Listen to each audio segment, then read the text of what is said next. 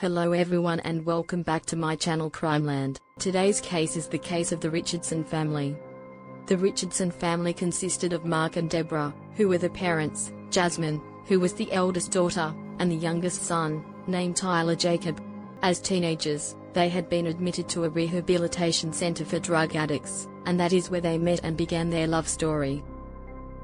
Together, they managed to overcome the problem of drug addiction. In fact, knowing each other and forming a bond with someone who understood the difficulties of addiction helped them both to recover. About a year after they met, in 1991, they decided to get married, and just a year later, in 1992, their first child, Jasmine, was born. Mark found a job as a technician in a town called Medicine Hat in Alberta, Canada, so the whole family moved to Medicine Hat to support Mark's job. Deborah, on the other hand, did some odd jobs here and there, but her main occupation was to be a sponsor to help other drug addicts. In 1998, Deborah became pregnant again, and Jacob was born. Despite the age difference between Jasmine and Jacob, the two got along very well, playing together often and growing up peacefully with the typical sibling complicity. At this point, the Richardsons didn't have much money, they were not wealthy, they lived in a more peripheral and relatively poor area, but despite everything, they never failed to provide for Jasmine and Jacob. Both Deborah and Mark were very religious, so they enrolled both children in completely Catholic schools. In addition, as a family, they attended the local church and went to Mass every Sunday. In September 2003, Mark was promoted, thus starting to earn more money, and the family decided to move to a richer area of Medicine Hat, into a bigger house in a more central location, leading to a very positive economic period for the Richardson family. This economic stability allowed Deborah to fulfill a dream she had had for a long time, to open a small studio. In this studio, Deborah carried out various holistic treatments. Moving over to Jacob and Jasmine, those who knew them, their classmates, their teachers, described them as two very calm, well-mannered individuals. They had never caused any problems at school. They were always very punctual for lessons and also regarding homework and school projects.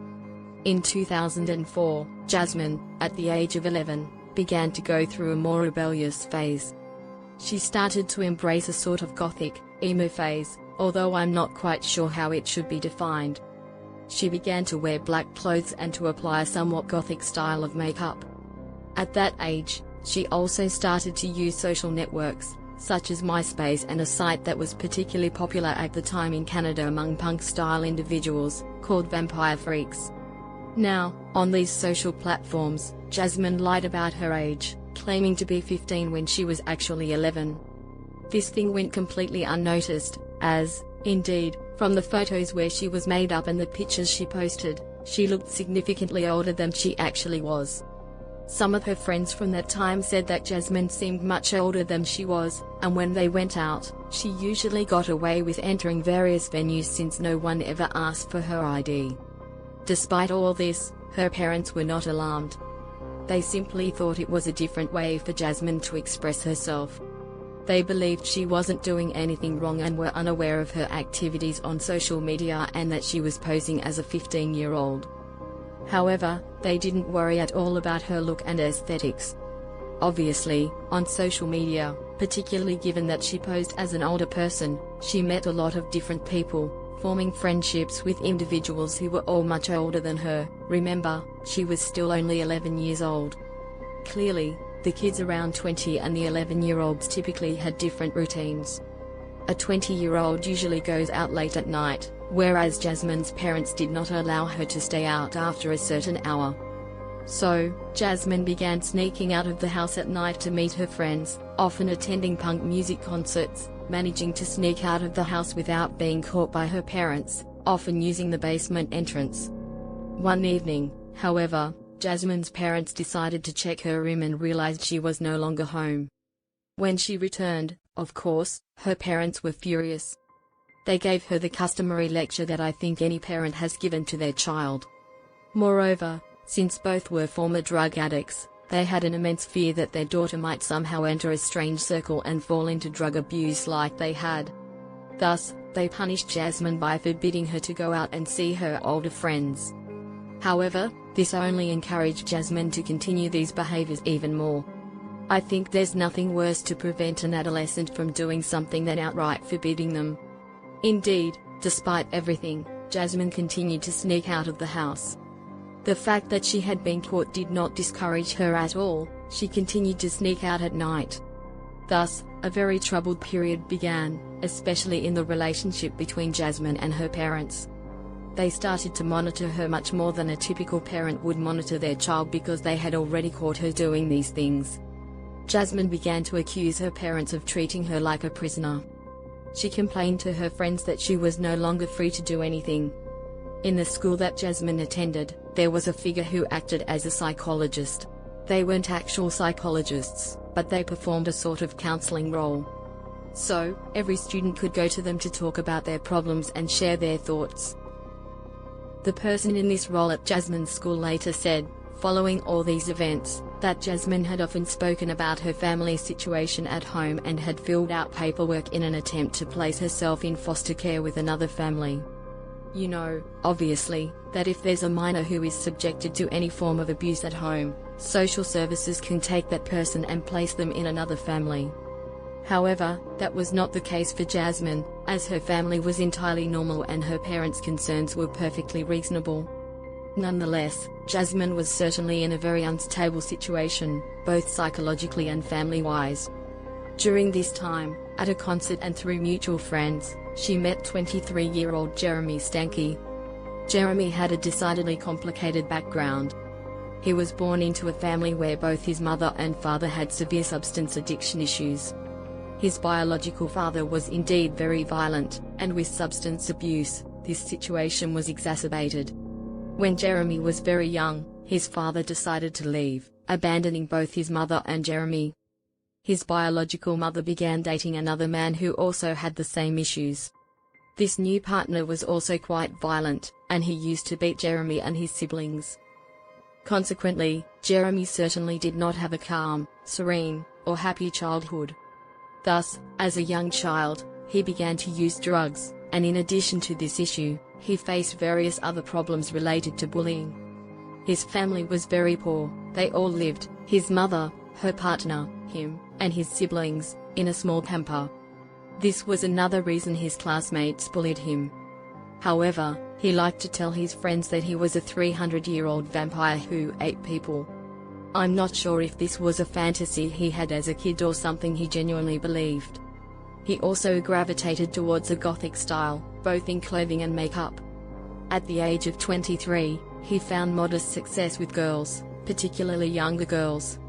He had the charm of being the older boy, a car, and the age to drink, and so forth. When he met Jasmine at a punk concert, Jasmine fell madly in love with him the moment they met. According to reports, they spent the entire evening talking and didn't watch or listen to the music show they had attended at all.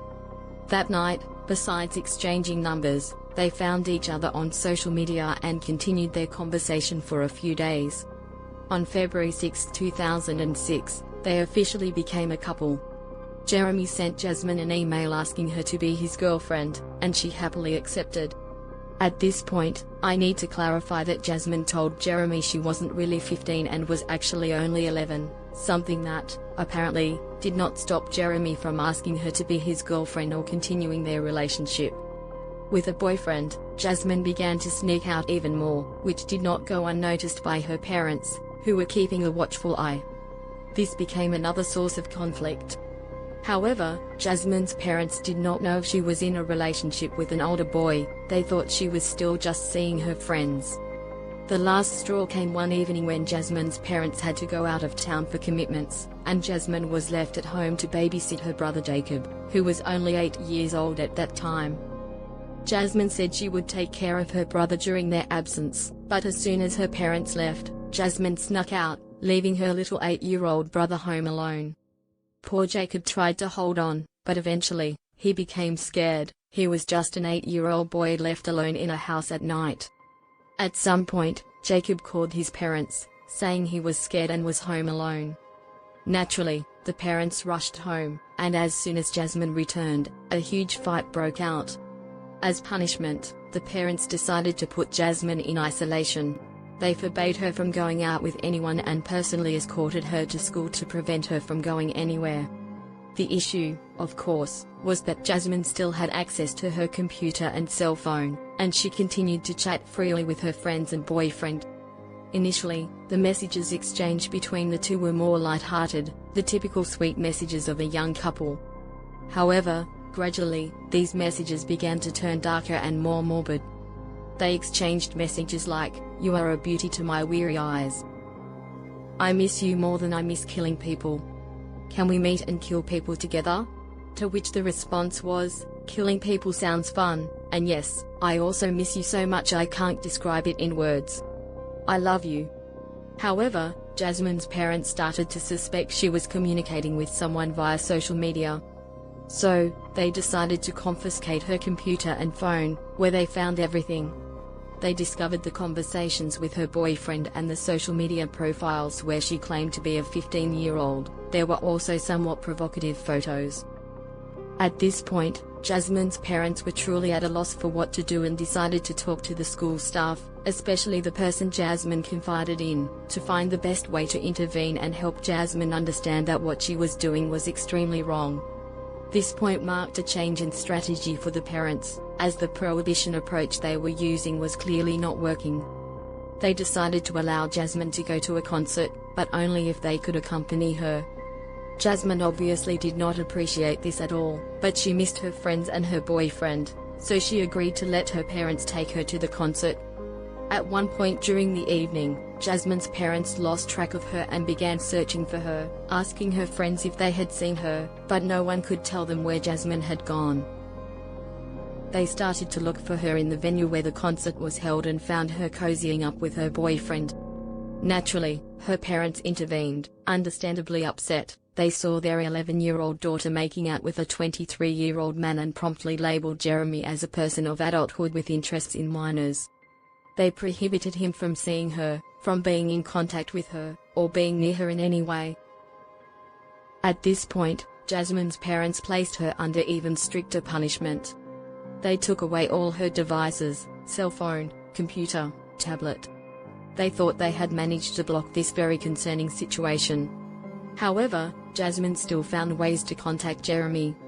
In the school library, where Jasmine and Jacob attended, there were computers available for students to use for various purposes, including school projects. Instead, Jasmine used them to access social media and communicate with Jeremy. In one of the emails she sent to Jeremy, she wrote, "I have a plan. It starts with me killing them and ends with us running away together. Are we agreed? I'll try to call you. I'm not sure if I'll be able to. They're treating me like. I hate them so much, but I hope they don't separate us. I hope to talk to you soon, and I love you with all my heart." Jeremy's response to this email was not what a sane person would typically say, such as, "What are you talking about? I hope you're joking." Instead, he responded, "I like the plan, but we need to be a bit more creative with the details and everything. I wish they weren't treating you this way. It makes me mad to hear you say that. Don't worry, I love you too, my sexy beast." Remember, this is a 23-year-old man speaking with an 11-year-old girl. Jeremy also had a habit of writing on social media, sharing his thoughts about this situation. On March 24, 2006, Jeremy posted a status saying, "In the end, there will be silence when their blood is on the floor." At that time, social media was not as advanced as it is today, so obviously, there wasn't a system to automatically ban such messages, but what's shocking is that the people, his friends, and others reading these messages thought there was nothing wrong with him writing such things. They did not take these words seriously. Jeremy often not only wrote these things on social media but also talked with friends about his thoughts of killing Jasmine's parents. Jasmine herself, while talking with friends, said that she wanted to kill them. No one, not a single person who heard her say this, took those statements seriously. They all thought it was just a figure of speech, you know, when someone is angry. Furthermore, according to Jeremy's account, Jasmine would say things like, "If you really love me, you'll kill my parents, or if you don't kill my parents, I'll leave you because it means you don't care enough about me." After some time of planning, April 22, 2006, was the day chosen by Jeremy and Jasmine to carry out this atrocity, and everything I will recount from this point forward is based on testimonies from Jeremy, Jasmine, and the friends and people involved who unfortunately witnessed these events. On April 22, 2006, Jeremy, along with his family and siblings, was having a barbecue outdoors. At this barbecue, Jeremy decided to drink an excessive amount of alcohol, starting with 12 bottles of beer. All this in front of his family, but as I mentioned, it was not unusual because substance abuse was a daily occurrence for all family members.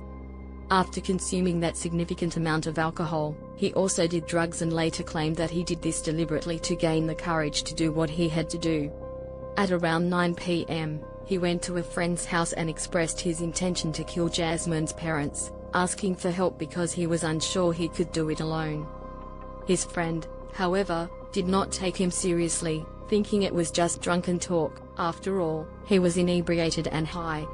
So, the friend tried to calm him down, advising him to go home and relax. Jeremy then returned home and invited another friend over. They decided to watch a movie titled Natural Born Killers, which tells the story of a young couple who set out to kill the girl's family, deciding to spare her younger brother. After watching the film, Jeremy turned to his friend and said, "See, this is the story of Jasmine and me, with the only difference being that Jasmine won't spare her brother." Even then, the friend somehow thought there was nothing alarming about this and assumed it was just a joke. Later that night, at around 3 a.m., Jeremy took his car, went to his dealer, and purchased cocaine. He also drank another bottle of wine and a bottle of vodka, which gives you an idea of his mental state. After consuming all those substances, he made his way to the Richardson family's home. Upon arriving outside, he took a small rock and threw it at Jasmine's window. This was meant to be a signal between Jasmine and Jeremy, so she would know he was there and could open the basement door for him. Jasmine got up quietly, headed down to the basement, and let Jeremy in. Since Jeremy was not in a normal mental state at that moment, due to being under the influence of alcohol and cocaine, he made a lot of noise, alerting Deborah, who thought it was Jasmine trying to sneak out again to meet her boyfriend. Deborah went to the basement, only to find Jeremy wearing a black ski mask, dark clothing, and gloves. In his hand, he had a knife with which he lunged at Deborah, who attempted to run away while screaming for help. Unfortunately, Jeremy overpowered her. In the midst of this commotion, Mark woke up and rushed into the kitchen to grab a knife himself. Jeremy also faced Mark. According to Jeremy's testimony, there was a moment of hesitation. Mark was a large man and more than capable of defending himself. In fact, in later police testimony, Jeremy recounted that he genuinely feared for his own life as a struggle ensued between them, but sadly, Jeremy came out on top. After finishing with Jasmine's parents, Jasmine approached Jeremy and said she loved him very much and was proud of what they'd just done. Meanwhile, Jasmine's little brother, Jacob, who we remember was only 8 years old, had woken up, terrified, and remained hidden in his room. Jasmine entered Jacob's room and found him huddled in a corner, crying. She hugged him and whispered that everything would be all right before attempting to strangle him. Somehow, Jacob managed to break free and took off running. The problem was that as he exited the room, he ran into Jeremy, who not only was wearing a ski mask and gloves but was also covered in the blood of Jasmine's parents. Jacob pleaded with Jeremy, saying he was scared and too young to die. At this point, the two narratives from Jeremy and Jasmine diverge. The only detail they do not agree upon is who killed Jacob. Jeremy claimed that Jasmine did it, while Jasmine insisted that Jeremy was the one. Regardless of who was responsible, unfortunately, Jacob also lost his life that night. Jasmine then returned to her room to fetch the suitcase she had packed with her belongings in preparation for running away. Jeremy was waiting in his car with the engine running, but suddenly he had a realization of what had just occurred and entered a state of panic, leaving Jasmine behind. Once Jasmine realized that Jeremy had abandoned her, she called a taxi to take her to Jeremy's house. There, Jasmine was able to calm Jeremy down, and together they hid and buried all the things that could link them to what had just happened in the ground beside Jeremy's house, including the clothes they were wearing and the weapons they had used. The two then went to a party with their friends. At this party, they used more drugs and got drunk. According to witnesses and others present at the party, they were bragging about what they had just done. They flaunted the fact that they had killed people, almost taking pride in their actions. This was the point where it became evident that Jasmine was the one who had killed her brother and not Jeremy. During the party, Jasmine told one of their friends about how she killed her little brother, even joking about it, noting that he made a strange noise as she did it. The following day was a Sunday, and like every Sunday, the Richardson family usually went to Mass. There was a friend of Jacob's who lived in the same neighborhood, who had a sort of fixed playdate with Jacob before heading to church. That day, this boy asked his mother for permission to go play with Jacob, and she agreed, so he went over to the Richardson house and knocked on the door. Naturally, no one answered. At that point, the boy did something he would likely regret for the rest of his life. He peeked through the basement window to see if anyone was home, and, unfortunately, he saw the bodies of the Richardsons. He immediately ran back to his mother, who called the police. The police quickly secured the area and initially believed that Jasmine's absence might be due to her being another victim of this horrific crime, suspecting either that she had died as well or that the perpetrator had kidnapped her. They immediately circulated alerts and disseminated Jasmine's photo in an attempt to locate her, launching a full investigation. The first thing the police did was talk to Jasmine's friends, and it quickly became clear that Jasmine was likely involved in what had happened. Her friends recounted that she often talked about wanting to kill her parents and harbored such intense hatred for them that she would threaten to do so with her own hands. Additionally, the police found disturbing drawings in Jasmine's school locker that she had made, depicting very graphic scenes of violence, complete with horrific details. Before long, Jasmine transitioned from being seen as a victim to being viewed as a suspect. Some of Jeremy's friends informed the police about where the couple was located, leading to their capture at a gas station where they were filling up. They were promptly arrested and, in fact, they confessed almost immediately. This marked the beginning of the legal proceedings. At the time of her arrest, Jasmine was only 11 years old, but she turned 12 before the trial commenced. In Canada, there is a law stipulating that the minimum age for being convicted of any crime is 12 years.